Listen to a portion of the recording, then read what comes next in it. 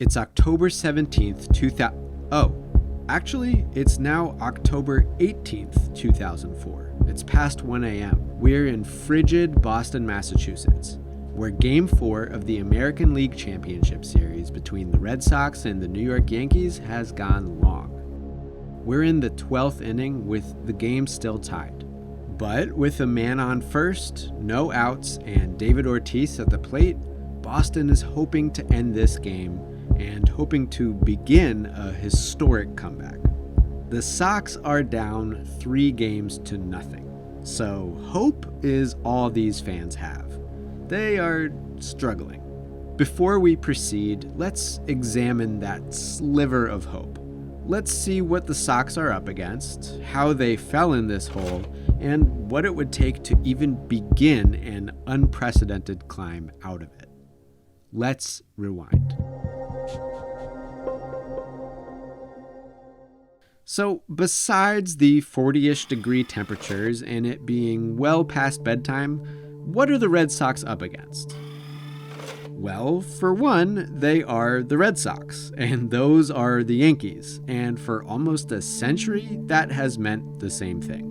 1918 is the last year the Red Sox won the World Series. Since 1918, the Yankees have won 26 World Series, as recently as 2000. In related news, we've been hearing Yankee fans chant 1918 for decades, and constantly during this series. For most of that history, those opposite trends happened in parallel. The Yankees and Red Sox always clashed during the season, but New York made their postseason runs at someone else's expense. Recently, though, the Red Sox have been pretty good. Being good is good, but it also puts you in the playoffs, which means you might have to face your loathsome Goliath of a rival with much more at stake. 1999's ALCS was the first ever playoff series between these two teams, and the Yankees made it hurt from the outset, with clutch hitting from their all-star lineup and clutch pitching from their monolith of a closer, Mariano Rivera. Boston took Game 3, but the Yankees closed the door in Games 4 and 5, then won the World Series in a sweep, New York's second in a row. Second of 3, it turned out.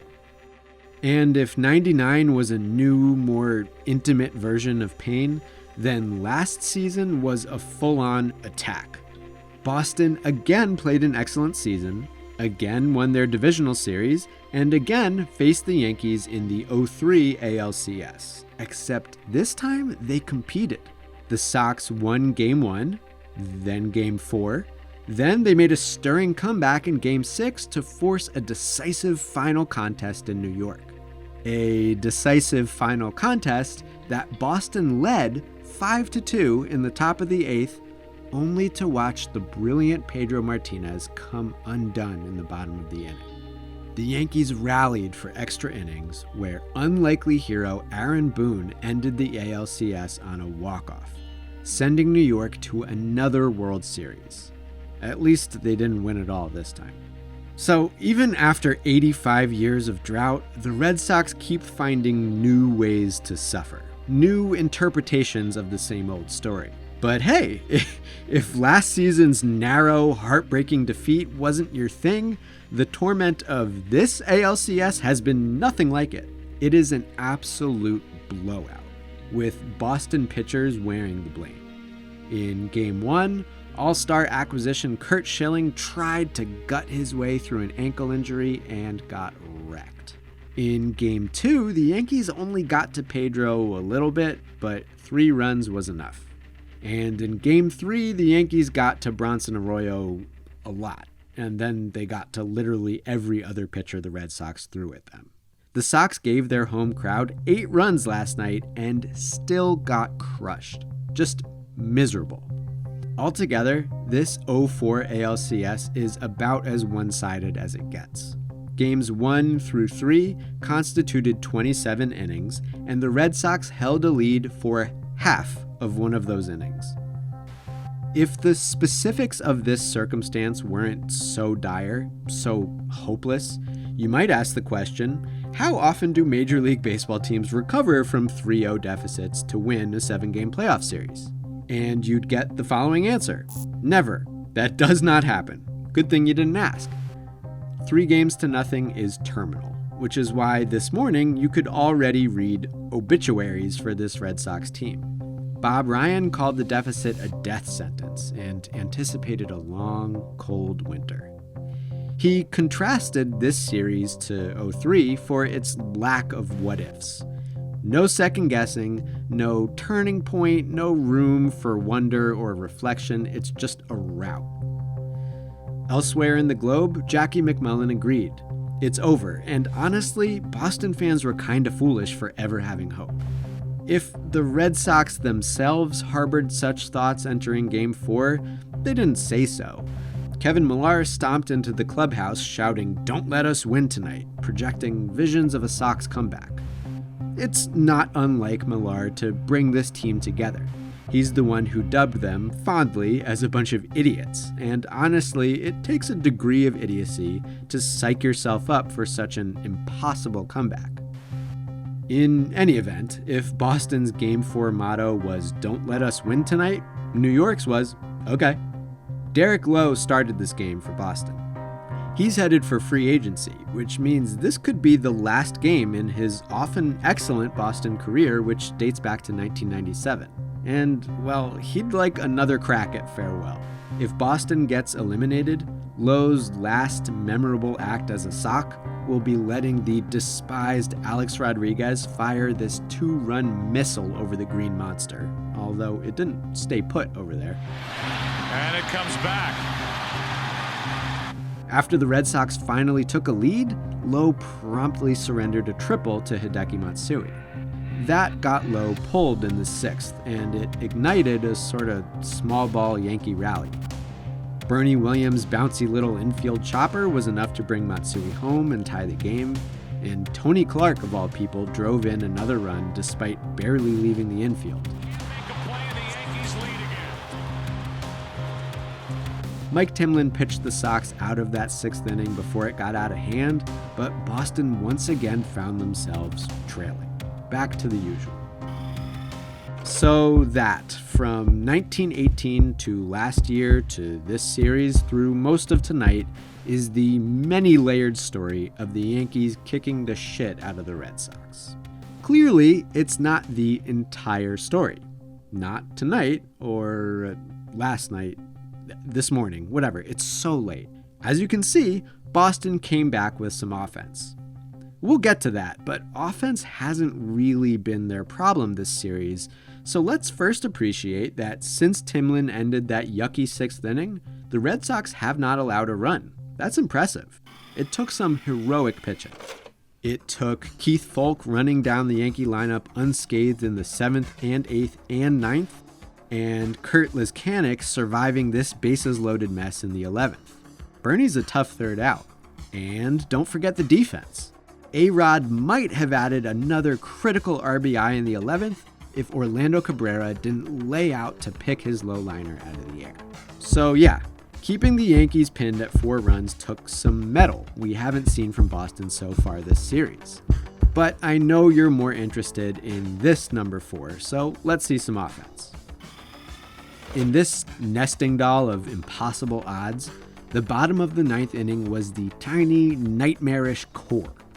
Down 4-3, the Red Sox sent the bottom of their order to meet the last face you want to see in this scenario. They were absolutely boned. Besides one notable exception in the 2001 World Series, Rivera is as close as you can get to guaranteed lights-out pitching to close a playoff game. The Red Sox should know. Mariano Rivera has never blown a playoff save opportunity against Boston. He's a perfect 6 for 6. In last season's nail-biter of a Game 7, Rivera ate up 3 scoreless innings, recording an instant classic win once Boone walked it off. Rivera's availability entering this series was in doubt. He returned to his home country of Panama last week to mourn a sudden family tragedy. But Mariano flew back to New York immediately after the funeral and closed Game 1 that night, securing yet another postseason save. The next day, he got another save, and, well, the Yankees didn't really require his services in Game 3. Rivera entered this game in the 8th inning and, after surrendering a single to Manny Ramirez, mowed down the heart of the Boston lineup. So the bottom of the 9th, down a run with these guys facing that guy, it felt like this has all felt doomed. But the guys at the plate didn't seem to think so. Kevin Millar, he of the "Don't Let Us Win Tonight" pep talk, just stared down Rivera, working a 5-pitch walk. Desperate for a run, Boston manager Terry Francona made this totally transparent move, replacing Millar on first base with Dave Roberts. Everyone knew what this meant. He can run. Roberts had been an everyday player for the Dodgers, but when the Red Sox acquired Roberts in a relatively minor midseason trade, they had one job in mind for the newcomer: run. And run he did. Yankee catcher Jorge Posada very nearly caught Roberts, but speed is speed, man in scoring position. One good swing would tie the game, guaranteeing at least extra innings. The man at the plate was Bill Miller, who had one very good reason to believe he could get the job done. Back in July, the Red Sox found themselves sliding in the division standings. Rivera closed a 1-run Yankee victory in Boston that put the Sox 9.5 games back of their first-place enemies. The next game got weird. A-Rod got beaned, things got testy, benches cleared, weather suspended play for like an hour, and the Sox once again faced a deficit in the bottom of the 9th. It was gonna hurt. But regular season Mariano Rivera proved vulnerable, and a last-ditch Boston rally ended with Bill Miller swatting this 2-run homer to walk it off against the odds. Many considered that the turning point of this season, but seasons can have multiple turning points. Tonight, Miller showed bunt, so it seemed like it would be someone else's job to bring Roberts home. Until Miller changed course and did it himself, spitting one right back at Mariano. Tie game. The Sox finally got to Mariano Rivera in the postseason. Yes, Rivera averted a walk-off, ending the inning with a David Ortiz pop-out, but still, scoring off him with a season on the line was a miracle. Which is nice, but no one's going to give a shit about the steal and the single if the Sox go down in a sweep. So let's talk about this guy. David Ortiz isn't one of Boston's many 2004 newcomers, but he's still a relatively fresh face for this team. Ortiz spent 6 years as a Minnesota Twin battling slumps, lineup log jams, and injuries, improving bit by bit before the Twins just cheaped out and released him after the 2002 season. Ortiz found a new home in Boston, beside his friend and fellow Dominican Pedro Martinez. The Red Sox, unlike the Twins, saw what they had in Ortiz and cleared their own logjam to make a role for him.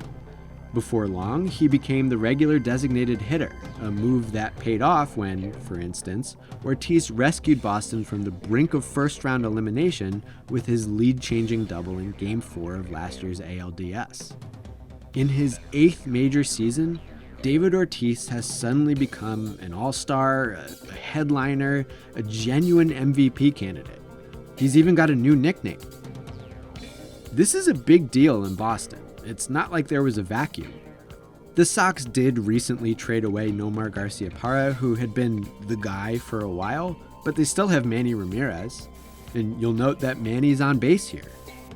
Ramirez spent most of this summer hitting behind Ortiz, but in August they swapped. That's how Ortiz ended up in a spot like this one. Batting cleanup for the highest scoring offense in baseball is a big job, and it creates big opportunities, some of them in the postseason, some of them against the Yankees. At times, Big Papi's clutch hitting against New York has gone squandered. History will remember the Boone walk-off to end last year's Game 7. It won't remember that before all that, Ortiz homered to build Boston's 8th inning lead, then doubled himself into scoring position in extra innings only to get stranded. Papi didn't get to be the ALCS hero last year. This postseason, he's already delivered a signature moment, ending an ALDS sweep of the Angels with one swing. Against the Yankees, Ortiz hasn't quite made his mark. He has been squandered, and he has squandered. In games 1 through 3, Papi absolutely raked, but we know how the Red Sox failed to capitalize. Here in Game 4, Ortiz has driven in runs, but whiffed 2 opportunities to play hero. In the bottom of the 8th, before the steal, Ortiz faced Rivera with Ramirez representing the tying run on first and struck out on a yucky check swing. Facing Rivera after the steal with 2 outs and the bases loaded, Papi could have walked it off, but as you know, did not. This time, at least, he's not facing Rivera. He's facing Paul Quantrill, who's already shown this series that he can beat Papi with a sinker inside. If he wants to make good on this 3rd attempt to snatch Game 4, David Ortiz will have to locate that pitch.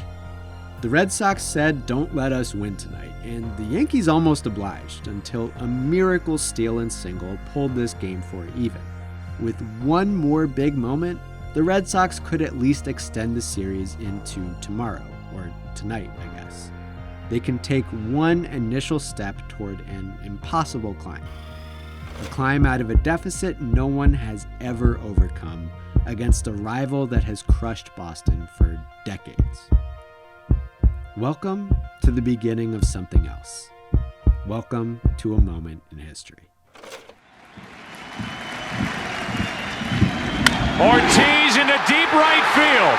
Back is Sheffield. We'll see you later tonight.